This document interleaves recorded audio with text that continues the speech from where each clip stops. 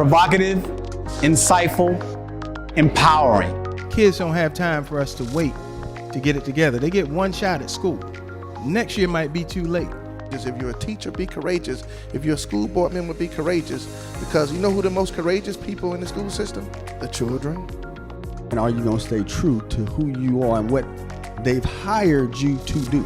The moment you think you have arrived and you don't need to do anything else, you are now falling behind, and it's time to pick the pace up. The executive session is all about building leadership within you. Regardless of whether you're an educator, you are a minister, a government official, or CEO of a corporation. The executive session is the session for you. Check us out and help us help you grow so that you too can help others. Welcome to the executive session, where we have very enlightening conversations around leadership, in particular, courageous leadership. We recognize that leadership is vitally important at all times, but most certainly important during times of strife and struggle and uncertainty. And so with me, I have a collection of individuals who are accomplished leaders, but more importantly, individuals I consider to be friends. And so it gives me great pleasure to be with them today to really share their perspective on several aspects of leadership. We'll start off with some introductions, and I'll start by just introducing myself. My name is J.R. Green. I am the recently retired superintendent of schools in Fairfield County. I spent 12 years as superintendent there, and as I jokingly tell people, you measure superintendent years like dog years, and so really 12 years is akin to about 98 years. So I am old man as it relates to the superintendency. But I became superintendent of schools in Fairfield. I had a very traditional route to the superintendency. I served as a teacher, an administrator, assistant principal, principal, and assistant superintendent. Recently authored the book Graveyard to Blooming Garden, where I talk about our transformational journey in Fairfield County. Next up, we'll have my good buddy, Dr. Gregory McCoy. Hey, thank you all for being here and listening to us. Dr. Gregory McCoy, career educator.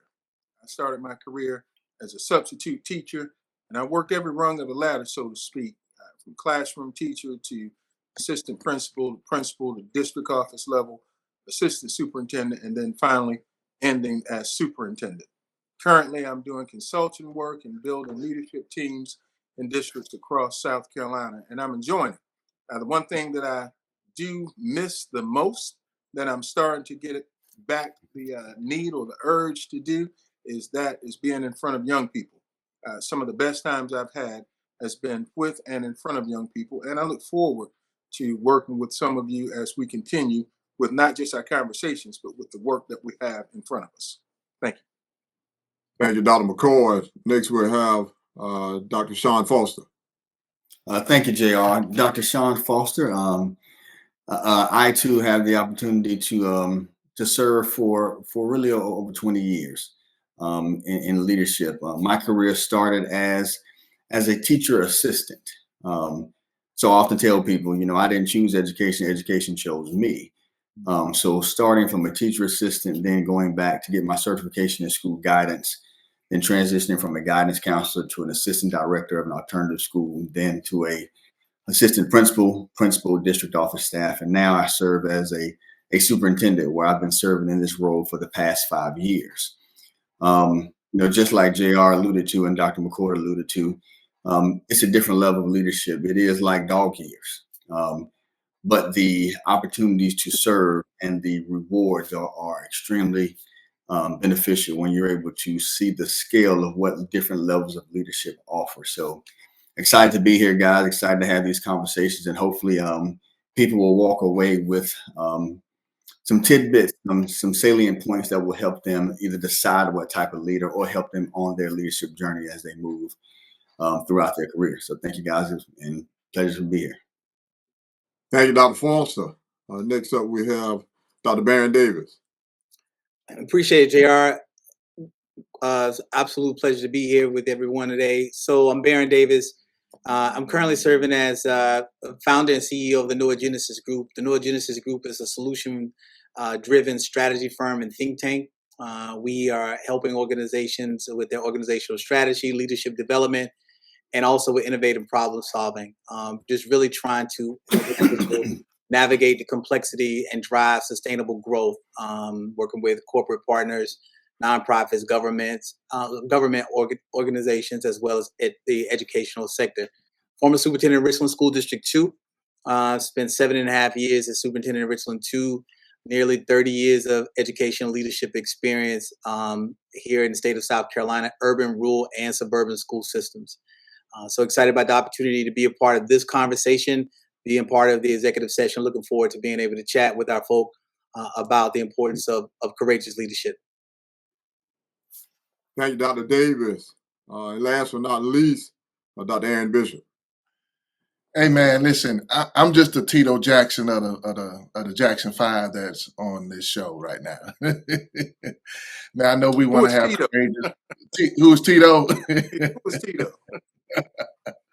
Listen, what an amazing time to be with some of the greatest thought leaders that I know.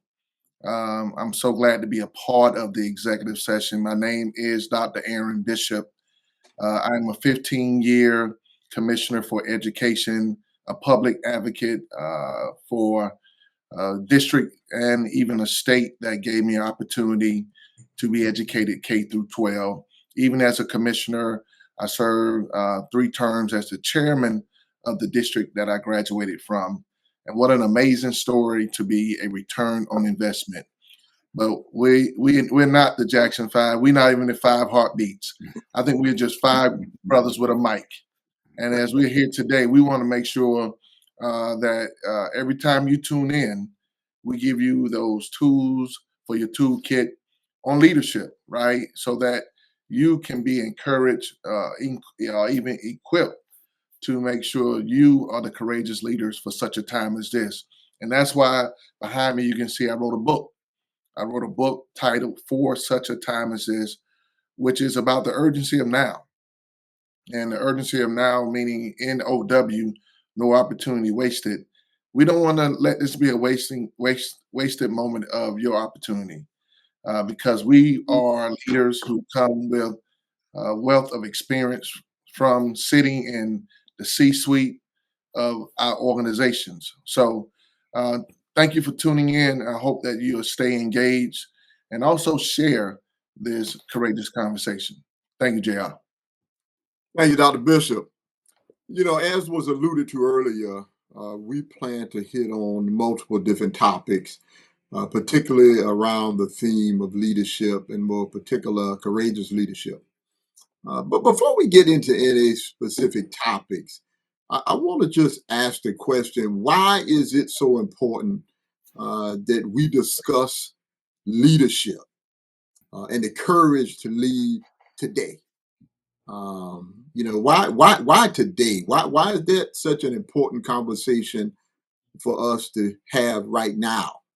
And I'm gonna start off with my good brother McCord. Kind of tell me, Greg, why do you think it's so important for us to really have some dialogue and begin to have some discussion around the importance of courageous leadership right now, today? Well, JR, let me tell you, it's not just about having conversations on courageous leadership more than it is having conversations about what it takes to lead. And what I mean by that is, I don't know about you and the others on here, but I kind of fell into leadership. And what I mean by that is, I had a great time, an amazing time as a classroom teacher. Had it not been for a conversation with the then superintendent of schools in Richland County in Augusta, Georgia, Dr. Charles Lark, I would have never considered what my life could be as a leader. And so I think before we get into courageous conversations, we need to get into conversations about how do you recognize and pour into someone something that they may not see in themselves. And how did that come about? It came about because someone saw something in me, again, that I didn't or hadn't thought about as a career path for me. And so as I kind of fell into leadership, I started taking, of course, all of the coursework needed to get the certification and the degrees to become a leader. But none of that, well, let me take that back. Some of that prepared me to be a leader, but it still didn't prepare me to be a leader with a purpose. And that is having that courageous attitude to stand up and do the things necessary to move schools, to move students, and to move staff all at the same time. And that's called putting systems in place. And so the more we talk about courageous conversations, I think the more we need to have conversations about helping individuals identify exactly what it takes to become a leader, if that makes sense. So the earlier we start, the better we're going to be. So let's talk about that first. And Baron, I see you smiling, so I know you can't wait to say something. Go ahead. So I mean, was that an interview question or something? You answer that like you want a job interview, man. Hey, nobody cares about all of that. That man asked you a specific question. I'm just breaking this monotony because we almost 10, 11 minutes into the show, and this is sounding like I feel like I'm on a TV show or something, man. We're not doing that. We're not doing that. The man asked a question about why we need courageous leaders. Talk about leadership around this time, and we need courageous leaders because we got a lot of people who got the title of leader, and not enough people are courageous. They walking around pretending to be leaders, but they ain't showing no courage. They go along with the status quo. They're conformists. They're afraid to challenge things. They don't want to be pushed back on. They don't want to take on the tough challenges that it takes to lead, especially now with the current climate and conditions that's in place. We need people who are not afraid to lead, people who understand that, you know what, they're going to get scratched up, they're going to get dent up a little bit, they're going to have to take some arrows here and there, but they are willing to shoulder the burden of leadership. We don't have enough of those people in leadership roles, JR. That's why we got this show. So man, the funny thing about it is, first of all, we gotta have people courageous enough. Wait a minute. We gotta have people courageous enough to answer the question. That's what we got. That's something very important there, but we need a little quick break so we can recognize some sponsors. But now we got the energy flowing, and I know Sean gonna pick it up where Baron left off. But we're gonna take a few minutes to recognize some sponsors. Don't go anywhere. We'll be right back. Provocative, insightful, empowering. Kids don't have time for us to wait to get it together. They get one shot at school. Next year might be too late. If you're a teacher, be courageous. If you're a school board member, be courageous. Because you know who the most courageous people in the school system? The children. And are you going to stay true to who you are and what they've hired you to do? The moment you think you have arrived and you don't need to do anything else, you are now falling behind, and it's time to pick the pace up. The executive session is all about building leadership within you. Regardless of whether you're an educator, you are a minister, a government official, or CEO of a corporation. The executive session is the session for you. Check us out and help us help you grow so that you too can help others. And we're back. And what an exciting first segment it was. Brother Greg McCall started us off with a nice academic answer. But Baron brought the real. That's how I like it. You know, Baron brought the real. But I interrupted my good buddy, Sean, who had some things that he wanted to chime in with. So, Sean, go ahead and share a little more insight into the segue Baron set up for you. So Dr. Davis, first of all, thank you for saying that, because I was over here about to die. Hey man, we had that academic answer. So the reality is, it starts with and Dr. McCoy, don't take this the wrong way. That's a prime example. First of all, we got to be brave enough to answer the questions and say what needs to be said sometimes, and not what's scripted or what we think people might want to say. So part of your question, Dr. Green, was during these times right now, why do we need courageous leadership? And I'm going to go along with what Baron was saying. The fact is, we need courageous leaders right now because in some instances, we didn't have courageous leaders back then that landed us in the positions that we are right now. Oh, wow. If we're going to call it a spade a spade. You know, there were times when some people may not have spoke up when they should have spoke up to say what needs to be said, for fear of their own sometimes livelihoods. But now, given the state of where society is, I believe it's important that we have to speak and say the things that everybody knows is a fact, but also understanding how to navigate that. I know we'll talk about the invisible tax that we have on Black leadership. Those things exist whether you truly lead or not. So if they're already there, then why not be courageous and let's speak up? But the other part of that question is, we're in this situation in some instances because, and I'm not saying all, I'm not generalizing all past leaders. We've had some strong leaders. I've had some mentors who've done some great things and really, really set the pace. But I can't say that's been everybody in the past that has come through. Some people have put their own personal growth before the growth of the whole entire organization and or the spirit and the arena of education. And so that's why I think we're in that space as well. So nobody's going to stop him. Y'all jump on me, but Baron, you're not going to stop him? Mine wasn't scripted. Talking, Greg. Yeah. Mine wasn't. Listen. I'm done. I'm done reading my paragraph. You know, he already has a job, Baron. You talking about me? He already has. Well, look here, Sean. I know Baron. I mean, Bishop is itching to comment on this right here, but you know, you just hit on something that I talk about in my book that I learned from my uncles when they used to gamble. Scared money can't win. And you can't be, you can't do the job if you're scared to lose the job. I know y'all fellas heard that before. If you we heard was losing the job, you probably ain't gonna be able to do the job. And so maybe that's a topic that we're gonna discuss at some point during our discussions around courageous leadership. What are you willing to sacrifice to lead? But Brother Bishop, you shaking your head. I know you got something on your heart there. We're gonna let you chime in on this topic. Hey man, it's the climate. Let's just call it what it is. The climate requires it. Like, you know, in South Carolina, for those who may be listening from around the world, man, if you don't look at the forecast, man, you're gonna go out there and be confused about the climate because here in South Carolina it can be 30 degrees in the morning and by midday 75. And so you got to put on the right layers or you got to put on the right clothes to be able to ebb and flow with the climate of Columbia. And I think that's what's going on with leadership. There's a lot of ebb and flow where people are being very nimble or flexible. Well, guess what? As a leader in this type of climate, we need consistency. And so the question we need to also entertain is, what brings credibility to us saying that we're courageous leaders? I know that firsthand because as an elected official, man, I know what it is to experience a shame campaign.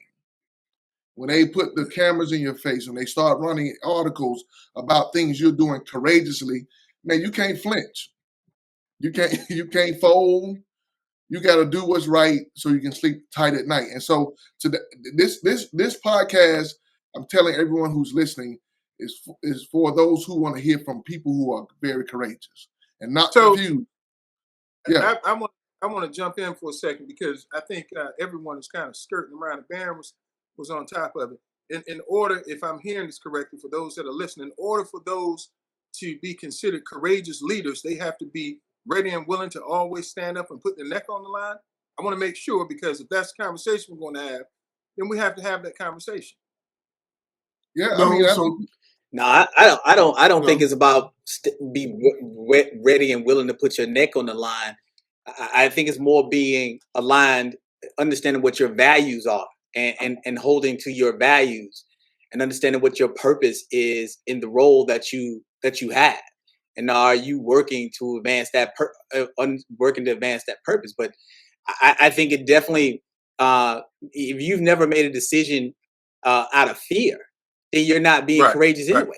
Courage is when you don't know what the results of a decision, the consequences of the decision is going to make. I mean, if you know you're going to, there's going to be a consequence and you've already accepted it, that's not necessarily courage. You just sometimes, I think one time we were talking before, someone, I think it might have been Sean, could have been JR, so that might just be reckless. Right. You know, being reckless and being courageous is not the same thing. But swallowing or misaligning yourself to, you know, to conform to something that you know is not right and not having the courage to stand up, you know, it can be an example of you not demonstrating courageous leadership. It's staying silent when you see wrong is taking place. And it doesn't necessarily mean you got to have the superintendent's role. Right. Courageous leaders come in all forms, or I should say the chief role, or CEO, or whatever you may be, the executive director. It comes in all forms, in all positions. It's really about doing the right thing at the right time, or all the time, at all times. That's right. So B, I want to add something that I think people need to understand, because we spoke about courageous leadership. But I think people need to understand, and I say this if you're listening, courageous leadership is not the absence of skill. Okay, so people the way we've talked about it is you got to stick your neck out. You got to be willing to speak up. Being courageous also requires a level of skill to maneuver those tough decisions. They should come as a package. We speak of it as if they're separate things. You can be courageous and do the tough things and have a level of skill to be successful. Yeah, you understand you're gonna get scrapes, you're gonna get your bruises, but it still doesn't mean that the ultimate resolve or resolution is failure or your sacrifice. Many times, you know, and JR, we've had this conversation. My first year as superintendent, I closed down 9 schools. JR called me and said, "You're gonna get fired." I'm still here 4 years later. It was courage. It was courage. It was courage that I had to garner to make those tough decisions. But it was the skill that I had to utilize to become successful on the other side. So they don't have to exist in separate silos. They can exist together. So I just wanted to make sure that people understand that you can be courageous and be successful, but it does require a level of skill in order to do that, and a level of resilience as well. Well, and I want to piggyback on something that Baron said. Now, I don't want people to confuse recklessness with courage either. Right. And so leaders have to be strategic. Yes. Leaders have to have a plan. I mean, leaders have to evaluate timing. All of those things are important. And so, you know, let's not suggest that just because you want to do something, it's the right thing to do, that you go ahead and go 100 miles an hour and do it. Well, maybe not. Okay. So sometimes you gotta wait until the timing is right. You gotta wait until the climate is right. I mean, you gotta wait until a lot of things are right. And I've shared before, everything I did as a principal in year 1, I might not have done in year 4. Everything I did as a superintendent in year 4, I might not have done in year 1. And so there is a value in ensuring that the time is right. And I think if we go back over history, we'll see that across multitudes of leadership. Okay. But I like where this dialogue is going. I tell you, I think we're right up on another break. But there's a little bit more conversation to be had around this topic of leadership. So we're going to take another quick break to hear from our sponsors. And then we're going to get right back around the topic of why courageous leadership is so important right now, today. Provocative, insightful, empowering. Kids don't have time for us to wait to get it together. They get one shot at school. Next year might be too late. If you're a teacher, be courageous. If you're a school board member, be courageous. Because you know who the most courageous people in the school system? The children. And are you going to stay true to who you are and what they've hired you to do? The moment you think you have arrived and you don't need to do anything else, you are now falling behind. And it's time to pick the pace up. The executive session is all about building leadership within you. Regardless of whether you're an educator, you are a minister, a government official, or CEO of a corporation. The executive session is the session for you. Check us out and help us help you grow so that you too can help others.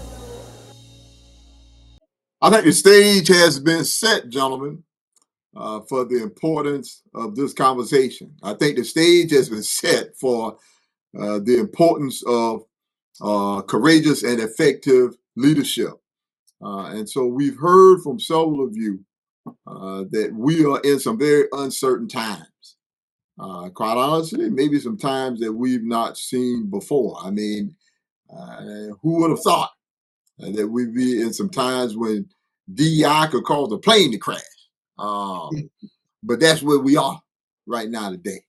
So it's a difficult time right now that we're in, gentlemen.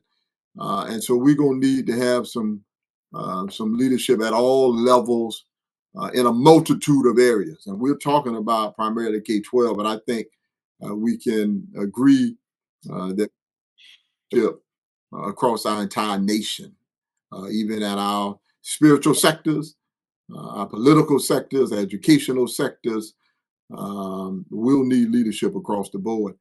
Brother Bishop, you served many years as the Board of Commissioners of the Richland School District 1 Board of Trustees. And can you talk a little bit about the differences between the climate when you were first elected and the climate that you observe right now as a leader? But that's exactly what I was talking about in my last comment, how the climate has, some ebb and flow or changes where it was pretty warm, or let alone a good thing to do because you were there for the children. And when I look at now, the climate is getting pretty bitter and cold.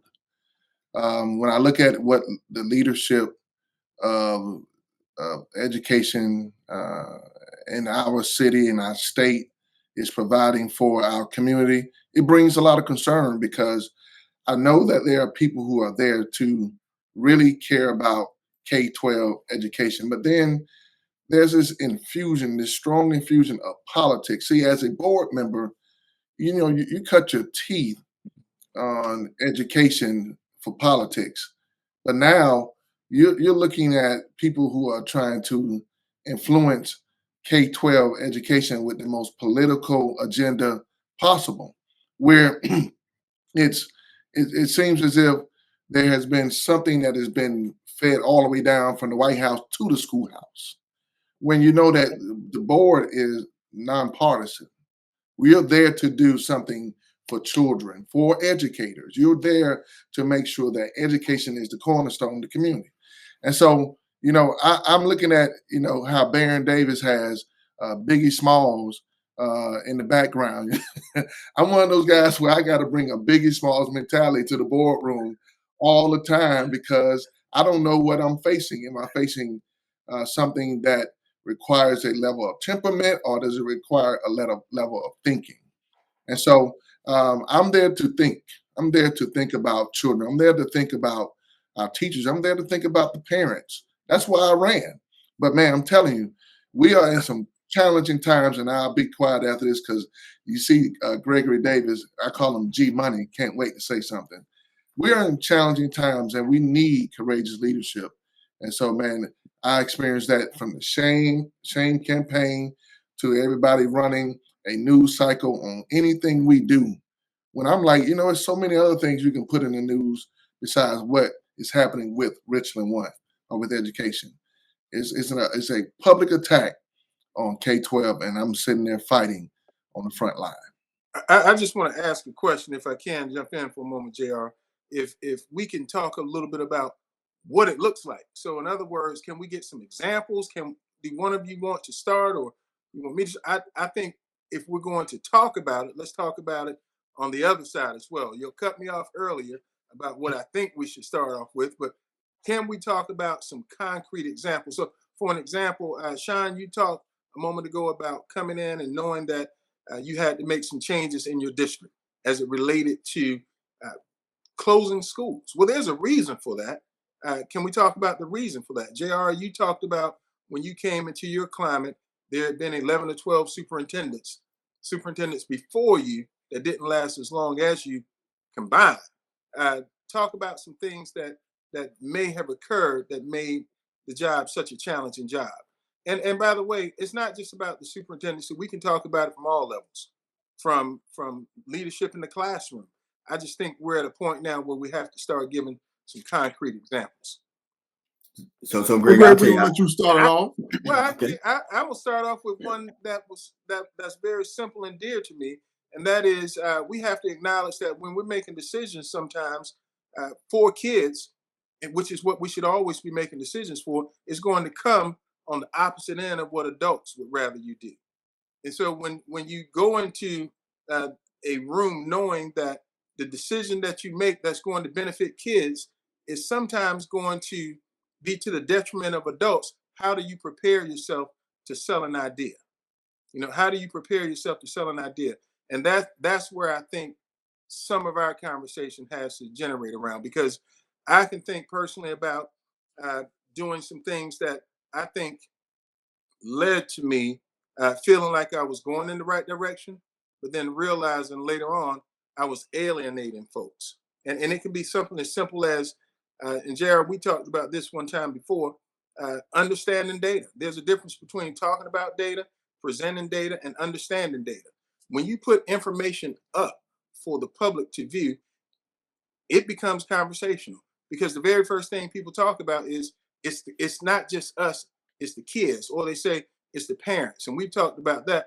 But as a leader, you have to get beyond that to make decisions that's going to benefit kids.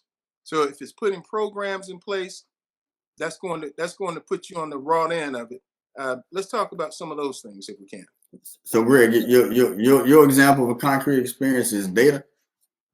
No, I just want to make sure that I'm here. I just want to make sure that I heard that correct.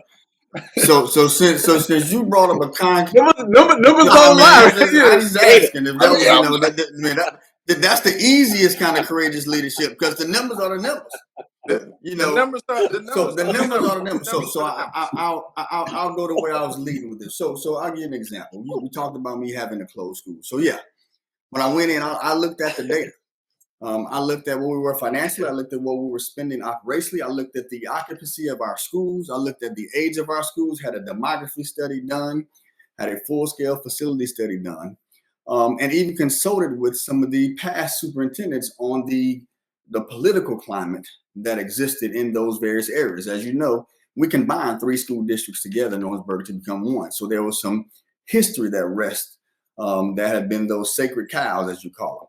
So I put all that data together, and then I took a comprehensive plan to over 150 town hall meetings. So everybody on this call has experienced the town hall meetings. Everybody loves those. You know, everybody's positive. Everybody's going to eat ice cream and have cookies at the town hall meeting. Not my time. Exactly, mine neither. But I had over 100. And so when you stand in front of the public and you walk in and you say, here's the data, guys. Here's how it benefits our kids. But more importantly, here's going to be the financial impact on you as an adult. Because again, the notion is, and you said it, I don't necessarily know that I completely agree, but I understand where you're going, is that sometimes the decisions you make for children, I don't say it's an adverse to the adults, but sometimes it requires the adults to do a little more work. But both can benefit. Well, that's an adverse effect. In that, no, if we're working, I mean, we can both benefit. So in my situation, I inherited an $8.9 million deficit. If we don't make some changes, then somebody's not going to be working. It's just the data, it's the number. So, you know, being courageous is being able to do the research, have the facts, the data, but standing up in front of people, not once, not twice, but over 150 times. And answer the questions, but hear the considerations, but also where you can make the adjustments where it does not deviate so much from what the work you set out to do was, that it looks completely different. I've had to stand up and do those things and hear the criticisms as, we're going to get rid of you. We're going to fire you. You're not here for us, you know. And then when you're doing courageous stuff, people say a lot of things, man. You know how many girlfriends that people are going to say you had whenever they're trying to figure out how to get rid of you? How many things people make up just to discredit you and you bring your families into those things. So all of those things matter when things happen. Those are real life experiences that leaders deal with. Well, transformational leaders deal with, and you have to prepare your families to deal with the lies and those things until you reach the other side of the river. So that's a concrete example of what I've had to deal with. You use data. You talked about that. I did. I use data. You use data, but Baron, data wasn't it. Baron, you talk a lot about data. You like the data guru. I read some stuff you posted on LinkedIn, and I was like, damn, I don't even know this guy anymore. Talk about how you formulate your plans based on data, because you've done some remarkable things as well. Well, I mean, for me, I really want to, real quick, Greg, kind of touch on what you all were saying. I think from a concrete example, because y'all have really covered the data piece. I think it's, understand having a level of vulnerability as a leader requires courage. To be able to admit that you may not know something requires a level of courageous leadership. To empower other people in your organization to take the leadership role, and trusting them takes courage and belief in their abilities to do things. I think for all of us, and for many people who are watching, whatever leadership role they've been in, if they've been in a leadership role for the last over 5 or 6 years, they had to lead through COVID. So things changed rapidly during that time. You didn't know a lot of the information, and so you had to trust that the information you was receiving was good information. You had to make decisions on data that could change rapidly, and you have to be able to communicate that, knowing that there were people who were already anti whatever position that you may be taking, whether they were for or against. You had no idea, based on the type of decision you were going to make, whether or not they were going to be for or against the decision that you made. One day people were for things, the next day they were against them, and it was constantly changing. But you stuck to your values, and based off of the information that you had, you made the best decision that you could make. But you were willing to also stand up for the decisions that have been made by you and others in your organization. I think takes a level of courage as a leader, and I just think it's just so. You just think, I hope anyone just think about the number of times you've had to. You made a decision that may not have been the most popular decision. Sometimes it's just simply advocating for something. I specifically remember when we were talking about our new accountability system, and how JR emphasized, and many emphasized, but he was one of the first to emphasize the idea of this creating a Hunger Games scenarios where we would no longer work collaboratively. But then there were opportunities to go before members of our legislative community and advocate for something. How often do you see our leaders advocating for things, not silently, but publicly, about something that we believe benefits children, we believe benefits parents or students, or just benefit our community? So I think anybody can be courageous. Sometimes it starts in your neighborhood. If you are a member of your neighborhood association, and advocating for something that's needed in your neighborhood, and not being concerned about what other people may think about the things that you believe are the right things and should be in place for all people's safety, right? And so I think there are a number of examples. I think that the challenge is consistently demonstrating that, right? Consistently demonstrating, not the one-offs here and there, but consistently demonstrating those things. And even if you're wrong, to be able to say, you know what, I was wrong, I made a mistake, I wasn't, and so this is what I learned from that mistake, and not repeating that mistake again. So there are a lot of W's that come with, a lot of L's that come with courageous leadership, and there's a lot of W's that come with it. And I think sometimes we need to make sure people understand that, but for every L, there's a lesson, right? And from every loss, there's going to be a lesson. From every lesson, we're gonna figure out a way to better prepare ourselves. Baron, let me say something, and JR, I don't want to jump in front of you too much, but You know, Baron, you talked about something a moment ago. You said there are a lot of W's that come in front of leadership, but a lot of L's, and a lot of W's. L's. And when you talk about consistently showing up, that's where the courageousness comes in. And what I mean by that is, if you can face the fire consistently, knowing that you're going to come out, like someone said a moment ago, scarred, battered, and bruised, then you're moving in the right direction. If you know that what you're doing is for the good and the betterment of the people that you serve, i.e. The young people. JR, Baron mentioned a moment ago some of the things you did to challenge legislators, which is beyond the scope of what a superintendent or a principal might do. What gave you that wherewithal to say and know, hey, I've got to go beyond where I currently am in order to get what I need for my people that I'm serving? You know, Greg, this may sound cliche, but I was driven by a very simple motto: to whom much is given, much is required. Yeah, that's cliche. Well, it is, but that's what drove me. No, it's not a scripture.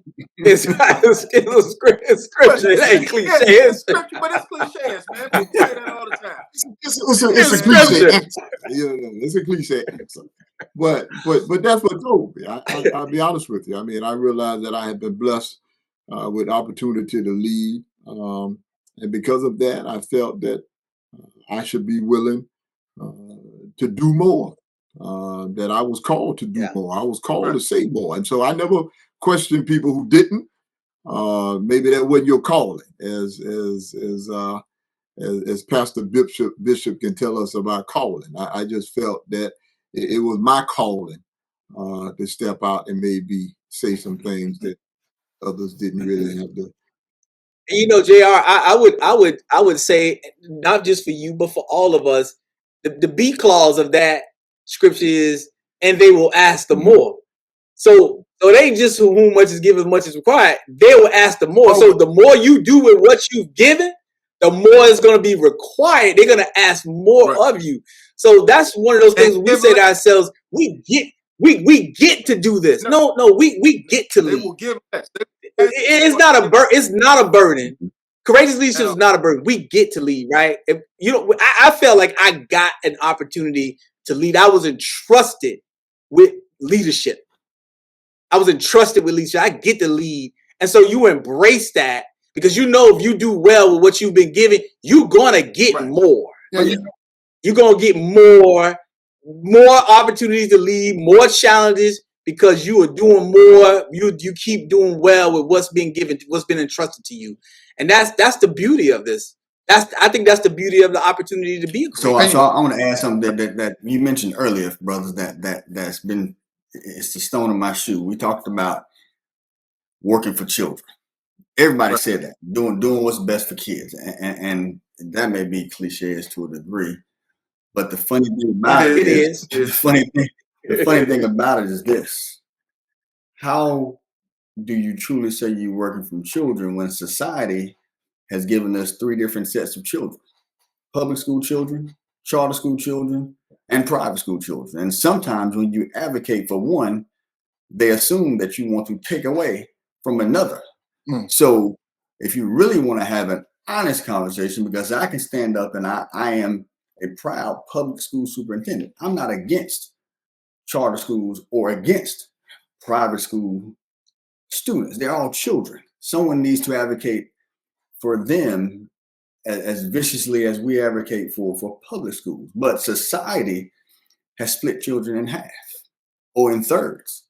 They put them in categories. You talk about station, class. I mean, so that's a whole conversation that is there, that we always speak in generalities, like we're speaking about the same child. Well, I fight for all children. But when you have to stand up and say, I don't think public school dollars should go towards private schools, then people are going to say you're fighting against these children. And that's not what you're doing. That's a conversation for another day. But let's understand that we spoke it as a cliche. But, you know, just because I'm fighting for it doesn't mean I'm fighting against. But Brother Sean, I appreciate you segueing into that. But we're gonna hit on that in a following show. I'm gonna let Brother Bishop, because we coming up on the end of the segment here. But I'm gonna let Brother Bishop weigh in as we kind of wrap up this episode. So I just wanted to comment on something Barron said that speaks to the high responsibility of leadership, right? Because with high responsibility is high risk, but also high reward. And one of the things that we said earlier is that leadership shouldn't be reckless, right? That we need to make sure it's strategic, but don't always put your neck out on the line. I'm reminded of a story that Congressman Clyburn wrote about, or he always speaks about, which is the lesson on the tortoise and the hare and who won the race. And what he said is that we know that the turtle won the race because he was steady in his pace or steady in his progress. He said, but the hare or the bunny did not win. And he said the reason why the tortoise won, not just because he was steady, but he was willing to put his neck on the line, or he was willing to stick his neck out. And if you don't stick your neck out, you won't have any progress. So I say all that to say this, man. With this high responsibility, you're right, Barron. You're going to have L's and W's. No ties.